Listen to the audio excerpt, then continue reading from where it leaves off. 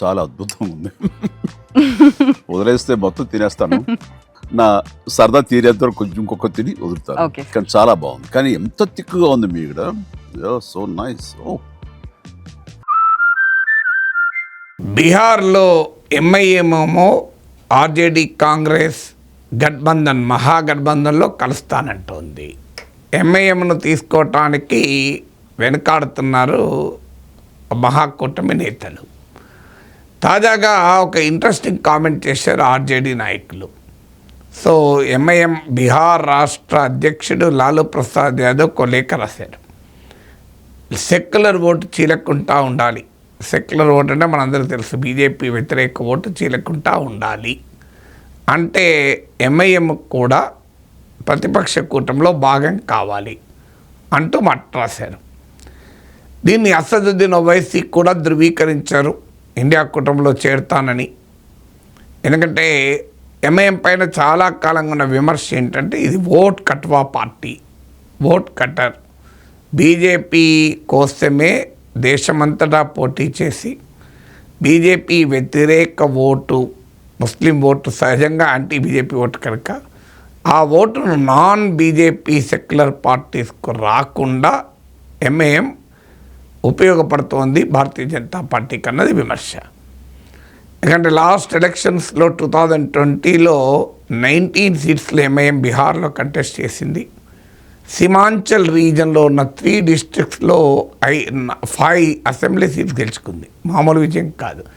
తెలంగాణలోనే ఎంఐఎంకు 7 సీట్స్ ఉంటే అక్కడ 5 సీట్స్ గెలుచుకున్నారు. అయితే అందులో 4 ఇప్పుడు ఆర్జేడీలో చేరిపోయారు. మీకు దాంతో ఇప్పుడు ఓవైసీ రూట్ మార్చుకున్నాడు. ఎందుకంటే పార్టీ తరఫున గెలిపించినా వాళ్ళు వెళ్ళి ఆర్జేడీలో చేరుతున్నారు. పార్టీ పైన తీవ్రమైన విమర్శ వస్తోంది. బీజేపీకి ప్రాక్సీ అని, బీజేపీకి బీ టీమ్ అని. అందువల్ల ఇప్పుడు అపోజిషన్ అలయన్స్లో చేరాలి అనే కొత్త ప్రయోగానికి ఓవైసీ తెరతీశాడు. ఒకవేళ ఈ ప్రయోగం విఫలమైన నష్టం లేదు. వెళ్ళి ముస్లిం ఓటర్లకు చెప్పుకుంటాడు, చూడండి నేనేం చేయాలి, బీజేపీని ఓడించడానికి కలిసి వస్తానంటే ఈ సెక్యులర్ పార్టీస్ కలిసి రావడం లేదు, వీరికి బీజేపీ ఓడించే కోరిక లేదు, అందువల్ల ముస్లిం ఓట్ను వాడుకోవడం తప్ప ఇంకోటి లేదు అని బదనాం చేస్తానికి కూడా స్కోప్ ఉంటుంది. ఒకవేళ ఒప్పుకుంటే అపోజిషన్ అలయన్స్లో ఉండి కాస్త సీట్లు పెంచుకోవడానికి అవకాశం ఉంటుంది. అందువల్ల రెండు వైపులా పదునున్న కత్తిని అసదుద్దీన్ ఓవైసీ ప్రయోగించారు.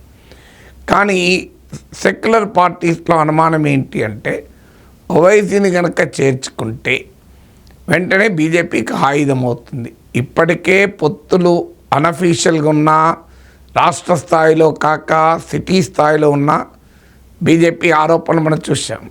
తెలంగాణ అందుకు ఉదాహరణ. కార్ స్టీరింగ్ ఓవైసీ దగ్గర ఉంది అని బీజేపీ ప్రధానంగా అటాక్ చేస్తూ వచ్చింది కేసీఆర్ ముఖ్యమంత్రిగా ఉన్న సమయంలో. అందువల్ల ఎంఐఎంతో కలిస్తే హిందూ మెజారిటేరియన్ పాలిటిక్స్కు బీజేపీకి ఉపయోగపడుతుంది. ఎంఐఎంని చూపెట్టి హిందూ ఓట్లను కన్సాలిడేట్ చేసుకుంటుంది కనుక ఓవైసీని దూరం పెట్టాలి. దూరం పెడితే ప్రమాదం ఏంటి అంటే ఆయన ముస్లిం ఓట్లను లాక్కొని పరోక్షంగా బీజేపీకి ఉపయోగపడుతాడు, సెక్యులర్ పార్టీ ఓటమికి కారణమవుతున్నాడు. అందువల్ల ముందు నుయ్యి వెనుక గోయి, caught between the devil and the deep sea అని ఇంగ్లీష్లో ఇడియం ఉంది. తెలుగులో ముందు నుయ్యి వెనుక గోయి అంటారు కదా. ఇప్పుడు అదే పరిస్థితి ప్రతిపక్షాలకు. అంటే బీజేపీయేతర పార్టీలకేమో ముందు నుయ్యి వెనుక గోయి, ఓవైసీకేమో ముందైనా వెనుకైనా లాభమే, ఇట్లయినా అట్లయినా లాభమే. అది ఓవైసీకి ఉన్న అడ్వాంటేజ్. అందుకే మేము ప్రతిపాదించేసింది. ఇప్పుడు ఏం చెప్పాలో అర్థం కాక ఆర్జేడీ తాజాగా ఏమంటుందంటే బీజేపీని ఓడించాలన్న కోరిక ఓవైసీకి బలంగా ఉంటే అసలు ఎన్నికల్లో పోటీ చేయకూడదు. బీహార్ ఎన్నికల్లో పోటీ చేయడం అంటేనే బీజేపీ గెలుపును కోరుకోవడం. ఎందుకంటే యాంటీ బీజేపీ ఓటు స్ప్లిట్ అయి బీజేపీ ప్రయోజనాలకు ఉపయోగపడడం అంటూ మొదలుపెట్టారు. కానీ ఒక రాజకీయ పార్టీని మరో రాజకీయ పార్టీ ఎన్నికల్లో పోటీ చేయకూడదు, నువ్వు పోటీ చేస్తే నాకు నష్టం అంటే ఒప్పుకుంటారా?